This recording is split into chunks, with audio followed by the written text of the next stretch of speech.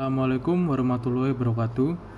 Nama saya Levi, NPM 368. Di sini saya akan menjelaskan materi pasar modal untuk bisnis internasional kelas J. Apa itu pasar modal?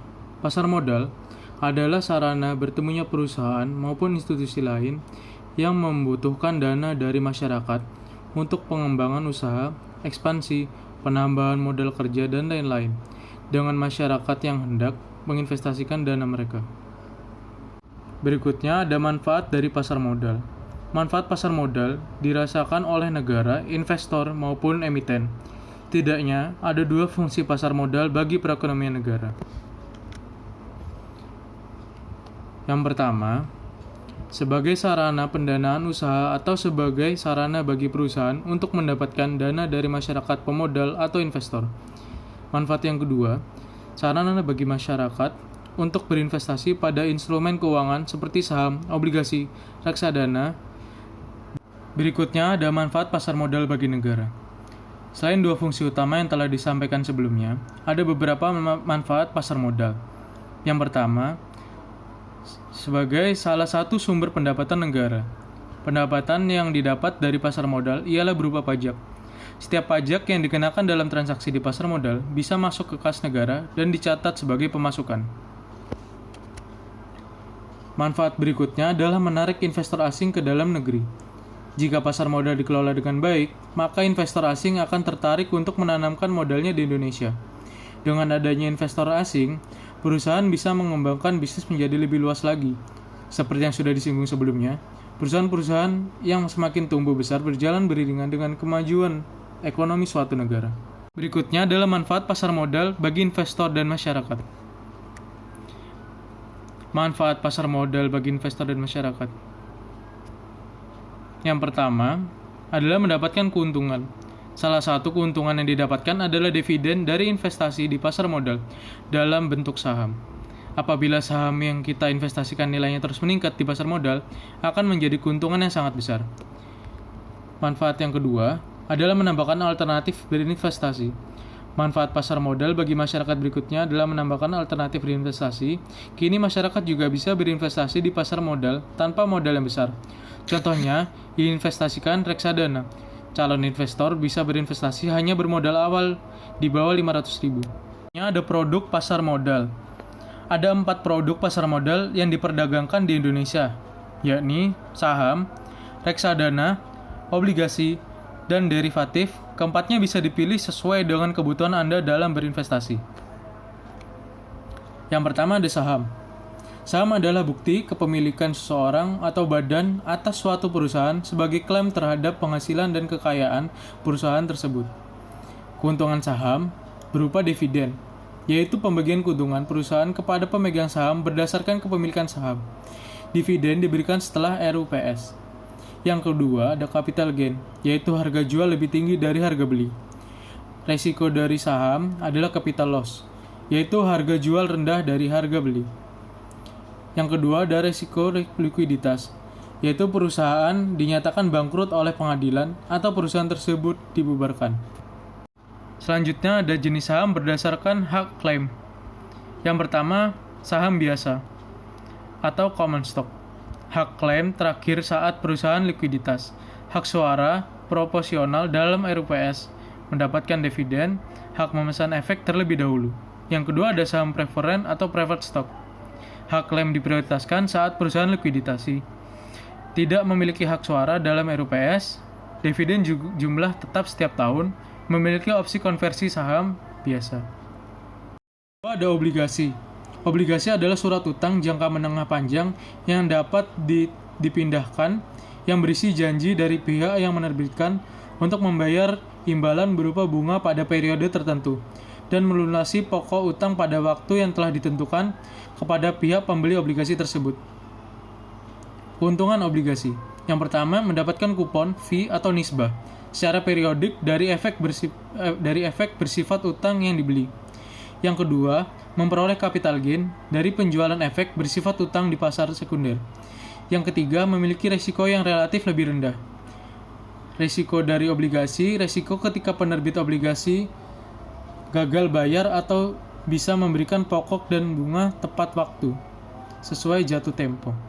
Obligasi dibagi menjadi dua jenis, yaitu obligasi konvensional dan obligasi syariah. Obligasi berdasarkan penerbit terbagi menjadi dua. Obligasi korporasi atau corporate bonds diterbitkan oleh swasta, BUMN, dan BUMD. Yang kedua ada obligasi negara atau government bonds diterbitkan oleh pemerintahan seperti SUN dan SBSN. Yang ketiga ada reksadana. Reksadana adalah wadah yang dipergunakan untuk menghimpun dana dari masyarakat pemodal untuk selanjutnya diinvestasikan dalam portofolio efek oleh manajer investasi. Keuntungan reksadana ada 3. Yang pertama adalah kinerja portofolio dikelola dan dipantau oleh manajer investasi. Yang kedua, efisiensi waktu. Yang ketiga, diversifikasi investasi dengan dana yang terjangkau. Resiko dari reksadana yang pertama adalah berkurangnya nilai NAB. Yang kedua, likuiditas terjadi jika manajer investasi tidak bisa menyediakan uang tunai sebagian besar pemegang unit melakukan penjualan kembali atau redemption. Yang ketiga, risiko prestasi. Berdasarkan jenisnya, reksadana terbagi menjadi 4. Yang pertama, reksadana pasar uang atau money market fund, yaitu investasi pada efek bersifat utang dengan jatuh tempo kurang dari 1 tahun. Yang kedua, reksadana pendapatan tetap atau fixed income fund, investasi minimal 80% berbentuk obligasi.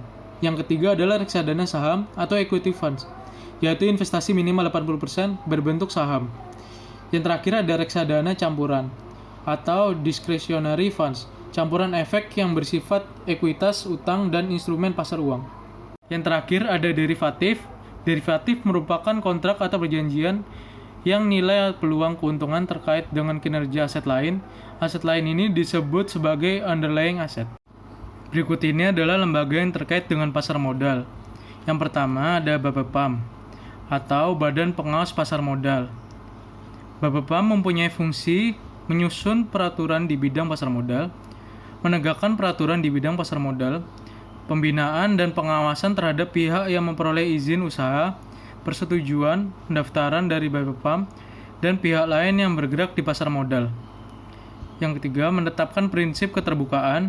Yang keempat, menyelesaikan yang diajukan oleh pihak yang dikenakan sanksi oleh Bursa Efek, LKP, dan LPP. Berikutnya ada penetapan ketentuan akuntansi di bidang pasar modal. Yang terakhir, pengamanan teknis pelaksanaan tugas pokok Bapepam sesuai dengan kebijaksanaan Menteri Keuangan. Lembaga yang terkait yang kedua adalah perusahaan. Lembaga ini bertujuan untuk memperoleh dana dari pasar modal melalui penawaran umum, hak kepemilikan atau saham.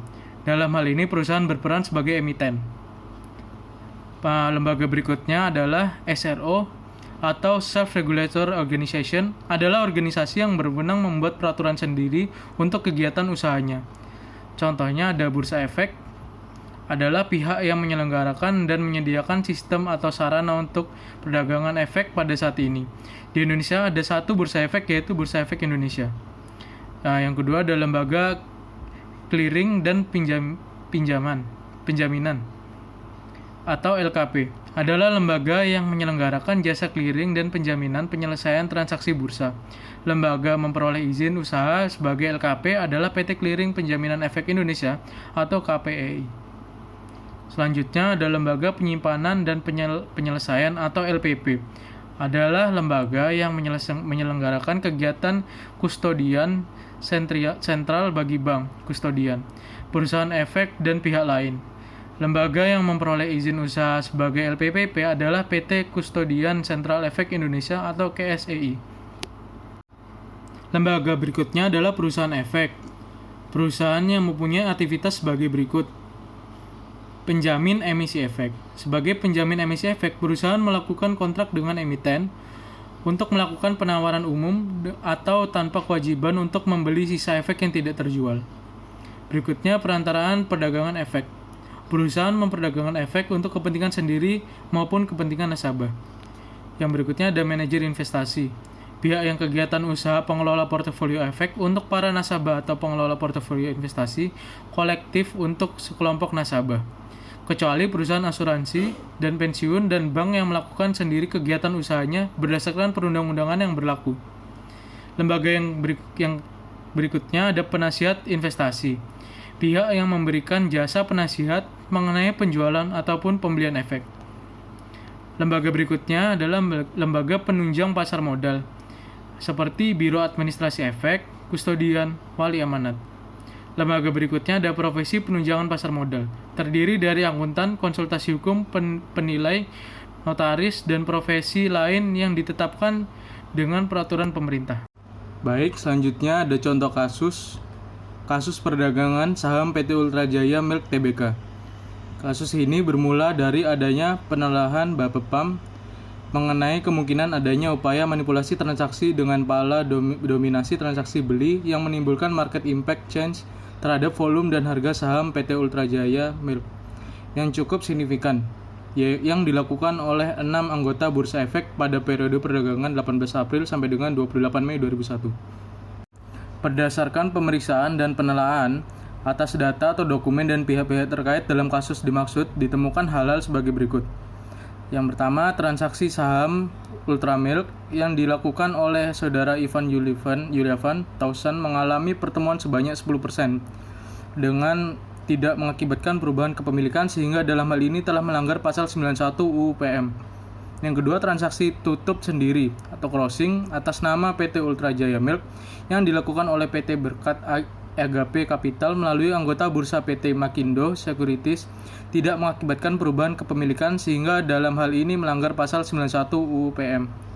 Yang ketiga, ada kegiatan dari saudara Ivan yang mengumpulkan dan mengelola dana dari para pihak, dalam hal ini yang bersangkutan mengistilahkannya sebagai switcher, tidak memiliki izin sebagai wakil manajer investasi dari Bapepam sehingga melanggar pasal 103 UU PM.